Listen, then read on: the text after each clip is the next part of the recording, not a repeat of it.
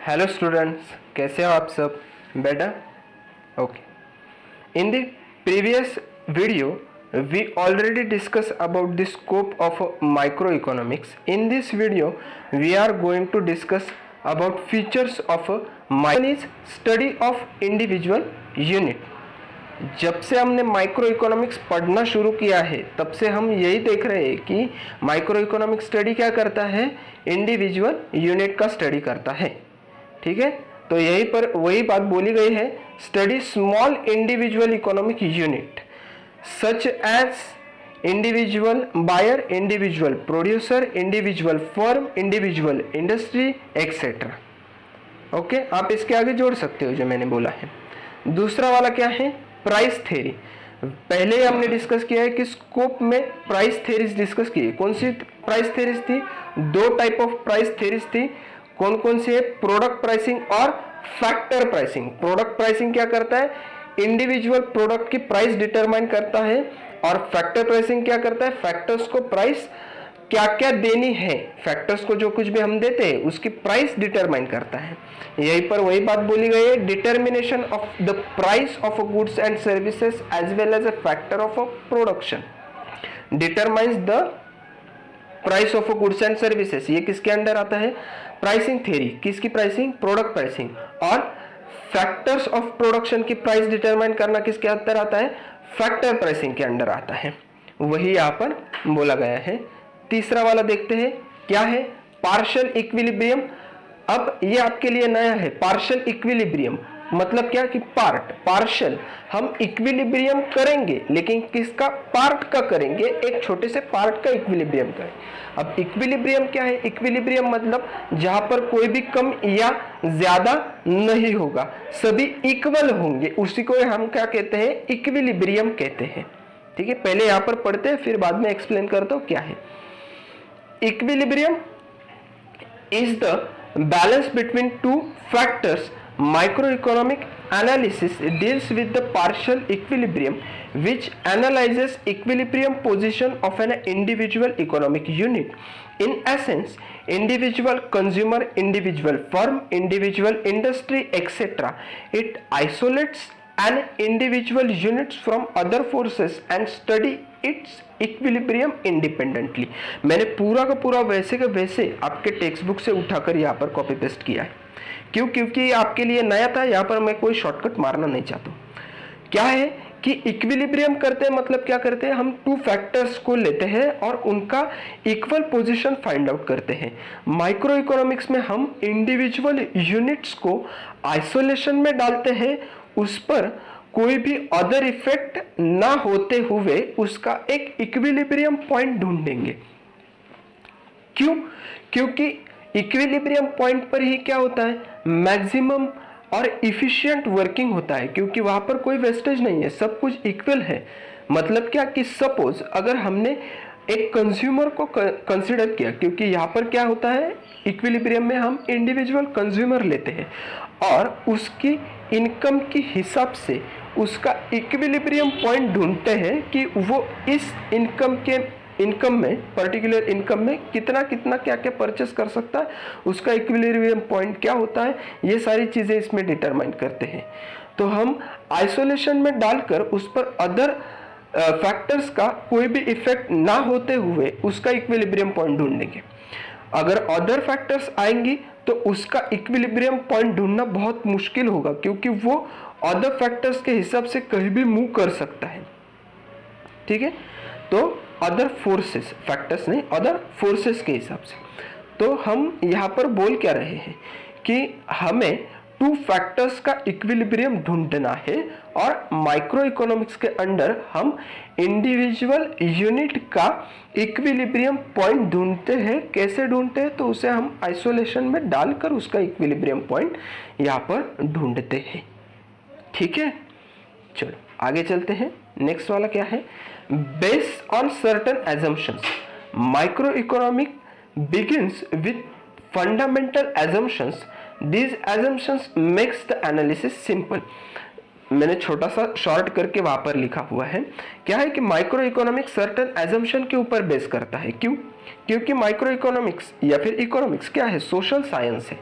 Social science के under अगर हम स्टडी करेंगे तो बहुत सारा सोशल, मतलब हम आप सारे लोग डिफरेंट डिफरेंट रिएक्ट कर सकते हैं ना, तो हमें कुछ ना कुछ एजम्पशंस लेनी पड़ती है कि सभी लोग ऐसा ही रिएक्ट करेंगे, ऐसा ही होगा, ये सारी चीजें। अब हम आगे चल के जो कोई भी लॉज पढ़ेंगे उन सब में अदर थिंग्स रिमेन्स कांस्टेंट ऐसा एक लाइन आएगा। इसी को क्या कहते हैं हम? Based on certain assumptions. हमने यहाँ पर एज्यूम किया है कि बाकी की चीजें कांस्टेंट है और हम जो बोल रहे हैं वही वेरिएबल्स यहाँ पर मूव कर रहे हैं। तो ये सारी चीजें हम माइक्रो इकोनॉमिक्स में एज्यूम करके उसके ऊपर एनालिसिस करते हैं। क्यों? क्योंकि वो एनालिसिस सिंपल होगा, नहीं तो एनालिसिस करना बहुत मुश्किल हो जाएगा। और ये क्या है? सोशल साइंस है। तो सोशल साइंस में जब भी हम कोई भी स्टडी करते हैं तो कुछ ना कुछ एजम्पशंस हमें लेनी ही पड़ती है, क्योंकि हर एक के हिसाब से कंडीशन बदलती रहती है। तो हम अगर कोई ना कोई एजम्पशंस नहीं लेंगे तो हर एक चीज में हमारा एनालिसिस डिफरेंट डिफरेंट आएगा और उसमें से एक फाइंडिंग निकालना बहुत ज्यादा मुश्किल हो जाएगा। तो इसीलिए हम क्या करते हैं? कुछ एजम्पशंस पकड़ते हैं। और एजम्पशन क्या होता है? तो अदर थिंग्स रिमेन्स कांस्टेंट, ऐसा वाला एजम्पशन हम आगे चल के लॉ में पढ़ेंगे। आप यही यहाँ पर इतना ही लिखा तो भी सफिशिएंट है। ठीक है, नेक्स्ट वाला क्या है? Slicing method. स्लाइसिंग मेथड क्या करता है देखते हैं। इट स्प्लिट्स और divide the whole economy into a small individual unit and then study each unit separately in detail. अब तक हमने यही पढ़ा है कि माइक्रो इकोनॉमिक्स में हम क्या करते हैं? इंडिविजुअल यूनिट का स्टडी करते हैं। तो हम इंडिविजुअल यूनिट का स्टडी करने के लिए किस मेथड को फॉलो करते हैं? तो स्लाइसिंग मेथड को फॉलो करते हैं। स्लाइस करते एक पार्ट बाजू में निकाल लेते हैं और उसका स्टडी करते हैं। मैंने नीचे जो डायग्राम दिया है वो स्लाइसिंग का नहीं है, वो आगे वाले का है। ठीक है, तो अगला पॉइंट देखते हैं। स्लाइसिंग समझ गए, इजी है बहुत। अगला वाला पॉइंट देखते हैं, यूज ऑफ मार्जिनलिज्म प्रिंसिपल। ये आपके लिए नया है, मार्जिनलिज्म, ये वर्ड आपके लिए नया है। देखते हैं कि क्या है, पहले पढ़ते हैं। The term margin means change brought into total by an additional unit. Marginal analysis help to study a variable through the changes producer and the consumer takes economic decisions using these principles। Margin मतलब क्या है कि हम total में एक additional unit add होने की वजह से कितना डिफरेंस आया ये देखते हैं। तो पहला वाला जो था उसमें हम क्या करेंगे? कुछ ना कुछ ऐड करेंगे और टोटल में कितना डिफरेंस आया ये देखेंगे। मैंने नीचे डायग्राम दिया है छोटा सा कि पहला वाला क्या था? एक हाफ सर्कल था और उसमें अगर हमने थोड़ा बहुत जोड़ दिया तो अगला वाला क्या बनेगा? वो डिफरेंट हम टोटल में देखेंगे। वो चेंज का स्पेलिंग में ई नीचे आ गया है, कंसीडर वो ऊपर है। ठीक है, और मार्जिनल हम इकोनॉमिक्स में सबसे ज्यादा इस्तेमाल करते हैं। क्यों? क्योंकि इकोनॉमिक्स मार्जिन माइक्रो इकोनॉमिक्स के अंडर क्या आता है कि हम इंडिविजुअल का स्टडी करते हैं। तो इंडिविजुअल एक के ऊपर एक बढ़ा, एक के ऊपर एक बढ़ा, तो हमने टोटल में क्या चेंज आया, ये सारी चीजें यहाँ पर स्टडी की जाती है। और ये किसके लिए हेल्पफुल है? प्रोड्यूसर और कंज्यूमर के लिए हेल्पफुल है। जैसे कि कंज्यूमर अगर कोई गुड्स को कंज्यूम कर रहा है तो अब वो इससे आगे दूसरे कोई गुड्स कंज्यूम करना चाहता है या नहीं, या फिर उसका कंजम्पशन दूसरे चीजों के साथ जोड़ना, ये सारी चीजें हम बाद में देखेंगे। लेकिन इसके ऊपर ही वो क्या करता है? डिसीजन लेता है कि मैं अगली वाली गुड्स या फिर जो कुछ भी वो कंज्यूम कर रहा है वो कंज्यूम करे या ना करे, ये उसके ऊपर डिसीजन वो लेता है। और प्रोड्यूसर किसके ऊपर लेता है? तो मार्जिनल कॉस्टिंग के अंडर प्रोड्यूसर का बहुत ज्यादा काम आता है ये मार्जिनलिज्म में। मतलब क्या कि मार्जिनल कॉस्ट ये क्या होता है? तो हम एक एडिशनल यूनिट प्रोड्यूस करने के बाद क्या क्या कॉस्ट में चेंज आता है ये मार्जिनल कॉस्टिंग के अंडर आता है। तो प्रोड्यूसर इसी के ऊपर डिसीजन लेता है कि मैं हमारे कंपनी के अंडर वो गुड्स तैयार करूं या फिर बाहर से प्रोड्यूस करके ले लूं, ये सारे डिसीजंस इसमें आते हैं। ठीक है, तो ये आगे चल के आप पढ़ोगे, यहाँ पर इतना ही काफी है, समझ लो आगे बढ़ते रहो, क्योंकि आगे बढ़ते बढ़ते आप समझ जाओगे ये सारी चीजें क्या है।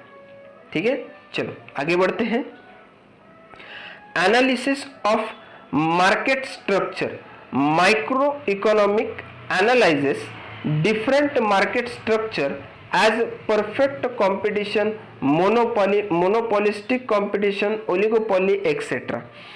अब पहले ही हमने एक चीज सीखी थी फीचर में ही कि हम कुछ ना कुछ एज्यूम करते हैं, तो यहाँ पर हम जो मार्केट स्ट्रक्चर्स बताते हैं, एनालिसिस करते हैं, तो उसमें से कुछ कुछ मार्केट स्ट्रक्चर उधर भी आपको बुक में दी गई देखी जाएगी कि परफेक्ट कंपटीशन वगैरह ये सारी चीज, ये क्या क्या है इसके ऊपर आपको अलग से पूरा का पूरा टॉपिक है।